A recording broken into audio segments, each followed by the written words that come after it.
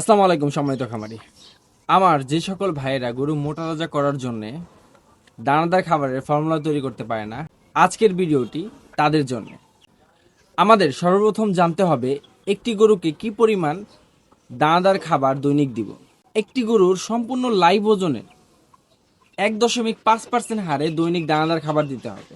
ধরুন একটি গরুর ওজন 300 কেজি। এই 300 কেজিকে যদি আমরা 1.5% করি, সেক্ষেত্রে দাঁড়াবে 4.5 কেজি। এই 4.5 কেজি দানাদার খাবার তাকে 2 বেলায় দিতে হবে। এখন আসি আমরা ফর্মুলার মধ্যে। আমরা গরুকে দানাদার খাবারের ফর্মুলা 3-2-2 এই নিয়মে দিব। এখন আমি বিষয়টা আরেকটু খুলে যদি বলি, 3 ভাগ দিতে হবে কার্বোহাইড্রেট জাতীয় খাবার।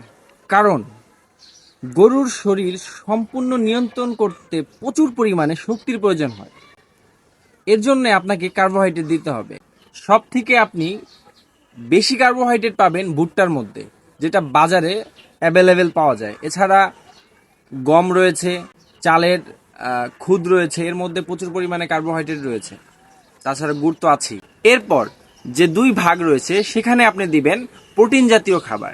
আমাদের মনে রাখতে হবে, গরুর শরীরে মাংস তৈরি করতে হলে অবশ্যই প্রোটিন দিতে হবে। তার মোট খাবারের 2 ভাগ দিতে হবে প্রোটিন। প্রোটিন আমরা কিসের মধ্যে পাবো? প্রোটিন পাবো সয়াবিন খৈল, সরিষার খৈল, তারপর হলো ডাল, ডাল জাতীয় যে খাবার, এর মধ্যে আমরা প্রচুর পরিমাণে প্রোটিন পাবো। গরু কিন্তু প্রোটিন থেকেই মাংস তৈরি করে, আমি কিছুক্ষণ আগে যেটা বলেছি। সর্বশেষ যে 2 ভাগ, সেখানে আমরা দিব আঁশ জাতীয়, ফাইবার জাতীয় খাবার। আঁশ, ফাইবার জাতীয় খাবার কেন দিব? কারণ গরু যে বাকি খাবারগুলো খেয়েছে, সেই খাবার হজম করতে আপনার গরুকে এই ফাইবার সহযোগিতা করবে। এছাড়া ফাইবার গরুর পেট ভরতে সহযোগিতা করে। আমরা আঁশ জাতীয় খাবার পাবো, যেমন গমের ভুসি, তারপর হলো ডালের যে ছোলাগুলো আছে, তার মধ্যে আমরা এই ফাইবার বা আঁশ পাবো।